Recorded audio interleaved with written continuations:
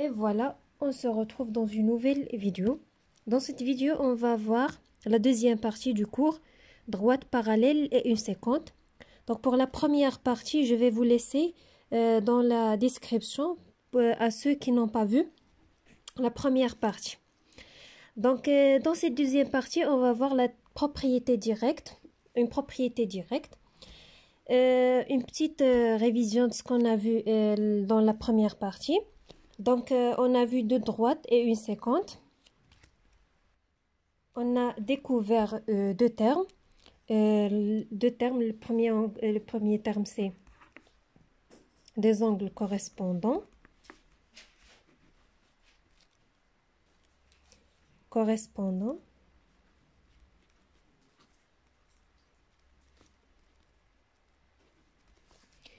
Et des angles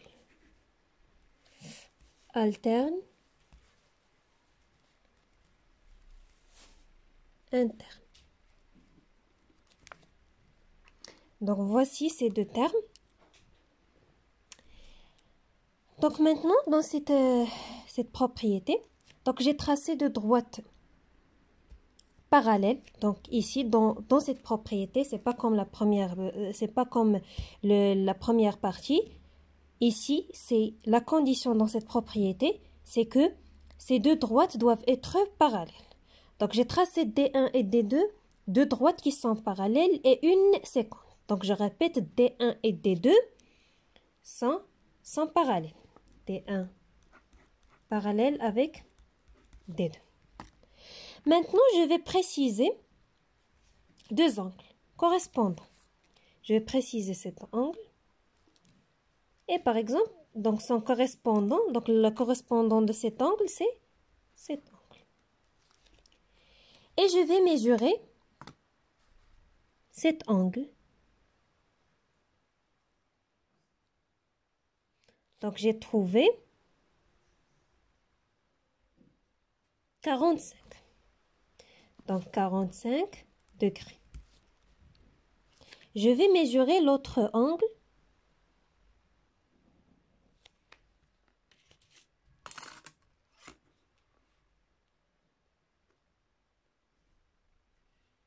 Donc, c'est aussi 45 degrés.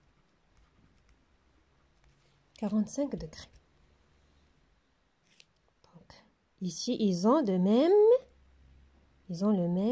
mesure. Donc, je vais encore mesurer deux autres angles qui sont correspondants.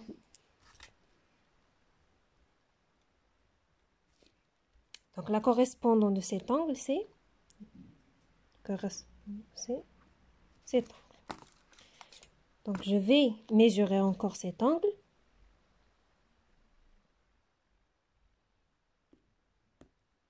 Et j'ai trouvé 135. 135 degrés. Je vais mesurer son correspondant.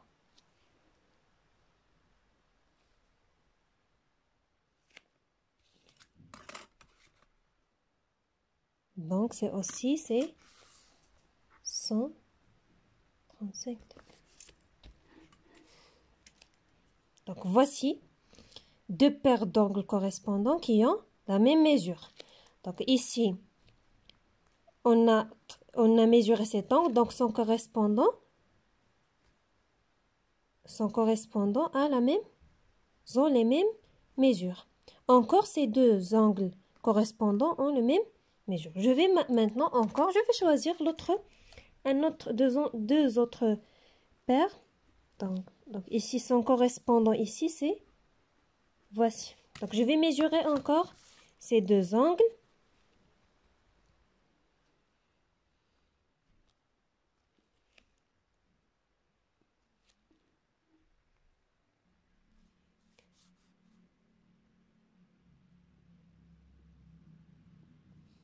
C'est ici, c'est bien sûr, elle va être 100, elle va être 45. Pourquoi? D'une part, ici, ces deux angles sont opposés. Donc, comme vous avez déjà vu dans les cours du premier semestre, si on a deux angles qui ont opposé, alors ils ont le même mesure.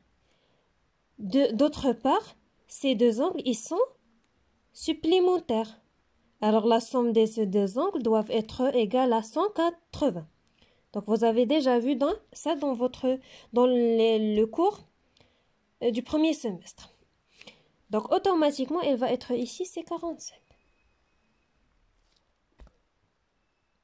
Donc, qu'est-ce que vous voyez? Qu'est-ce que vous remarquez?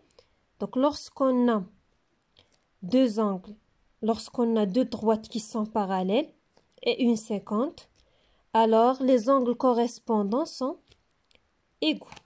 Donc, si on a ici 45, donc son correspondant égale automatiquement à 45. Si on a ici 135 degrés, alors automatiquement son correspondant c'est 135 degrés. Donc, dans cette propriété, donc qu'est-ce qu'on peut dire dans cette propriété? Que si deux droites parallèles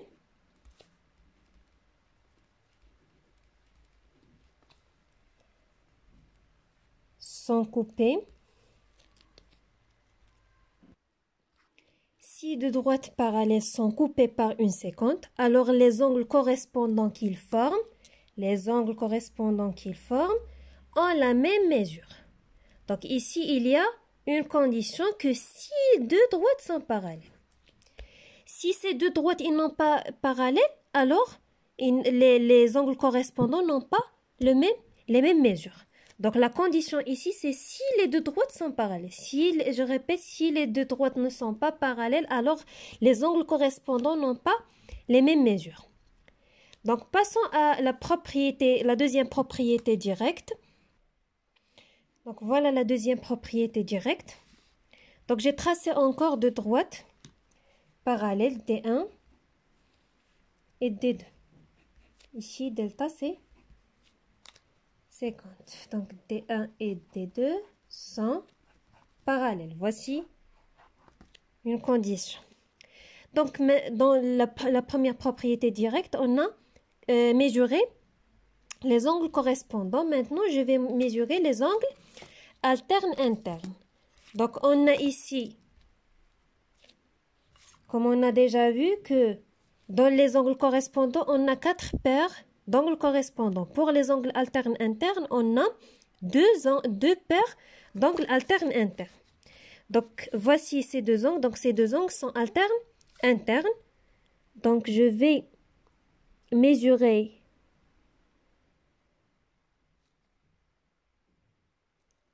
donc c'est presque ici 45, 6, 16, c'est 47 degrés.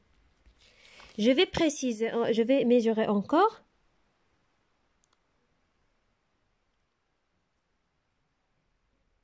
C'est encore 47 degrés.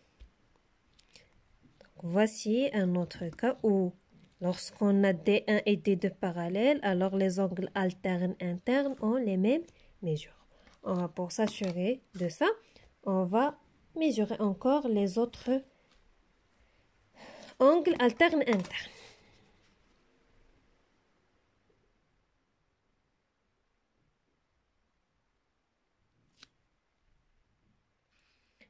Donc, c'est 133. Donc, bien sûr, elle va être 133. Pourquoi?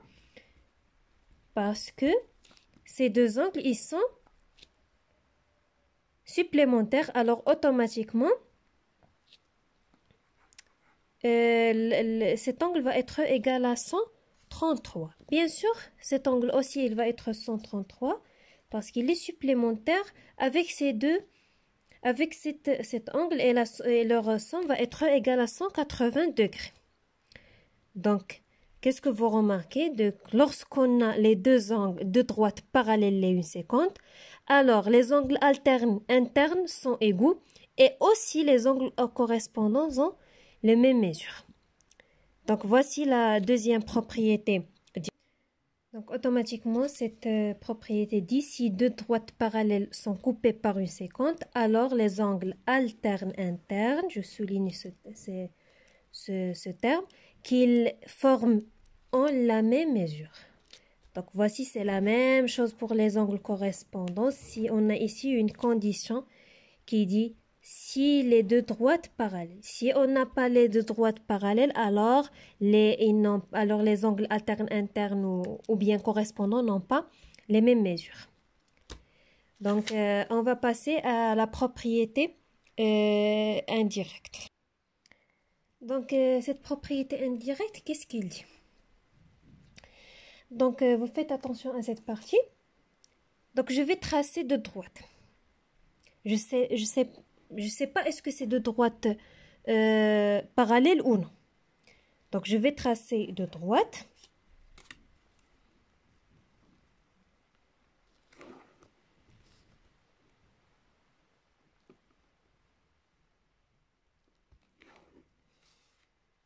Et une seconde. C'est bon. Donc, je vais mesurer les angles correspondants. Donc, cet angle et son correspondant. Donc, j'ai trouvé ici 44. Et là, 44 degrés. Je vais mesurer l'autre angle, son angle correspondant, et je trouvais encore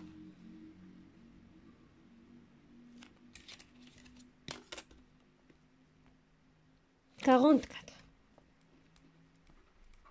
Donc, je vous répète que je ne sais même pas est-ce que ces deux droites sont parallèles ou non. Maintenant, j'ai mesuré ces deux angles correspondants et je trouvais que ces deux angles correspondants ont les mêmes mesures. Je vais encore préciser ou bien mesurer l'angle alterne interne de cet angle. Donc, automatiquement, c'est son angle alterne interne et je vais trouver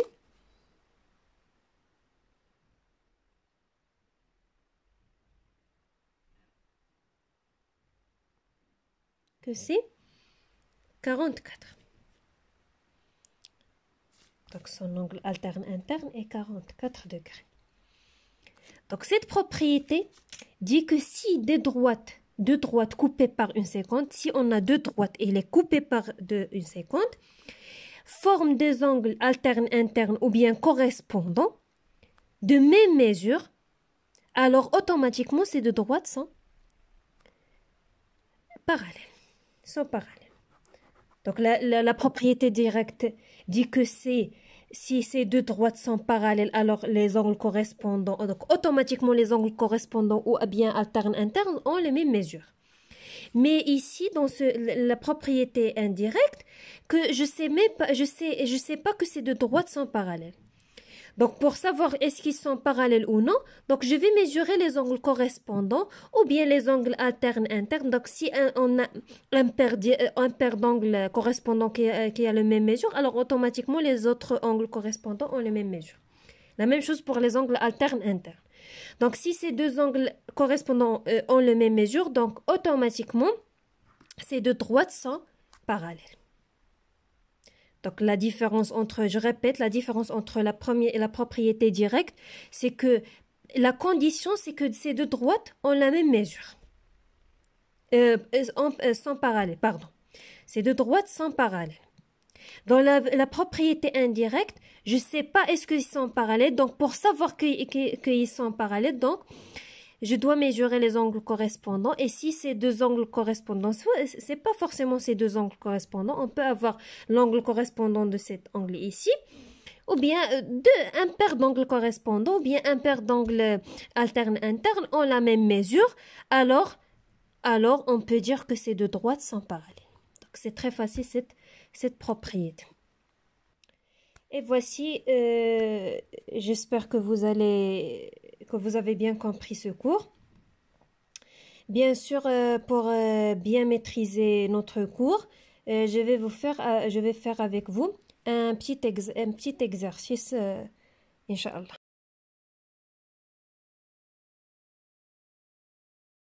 Et voici l'exercice qui va vous aider pour bien comprendre le cours. Donc, comme vous voyez ici, on a tracé de droite. Ici, vous faites attention à l'énoncé de l'exercice. Dans la figure ci-dessous, on a D1 et D2 sont parallèles. Donc, la condition. Avant de passer, on va voir notre condition. Bien. Calculez en justifiant votre réponse les mesures BAC et DAE et on va ajouter autre angle bien sûr. Donc commençons par BAC, donc cet angle.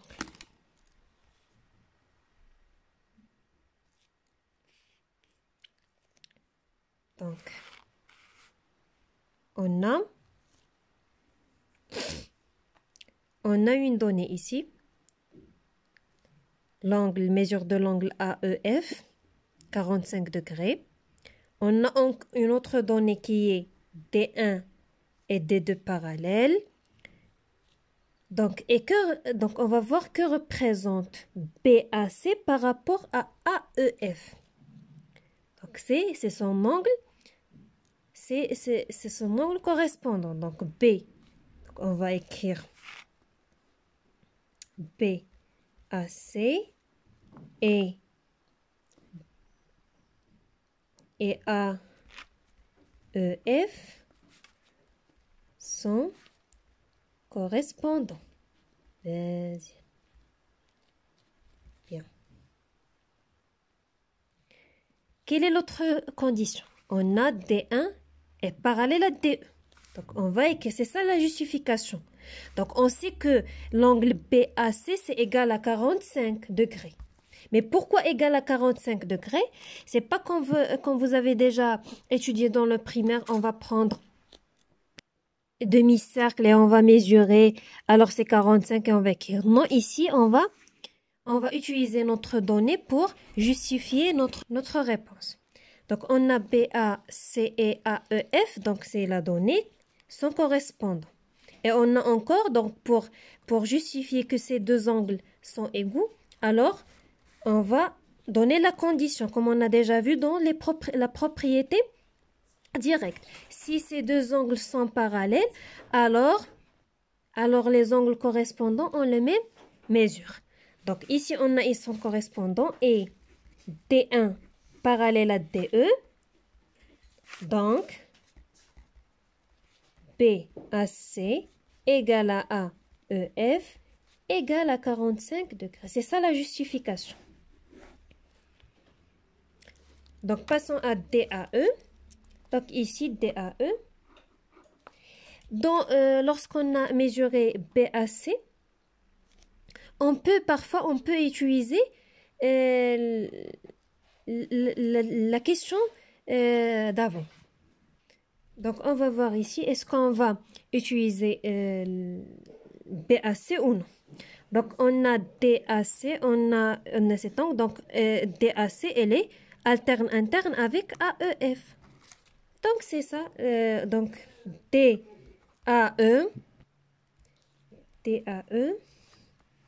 et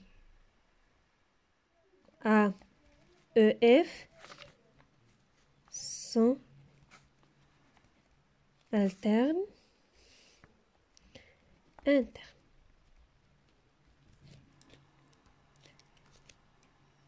Est-ce qu'on a fini? Donc, non.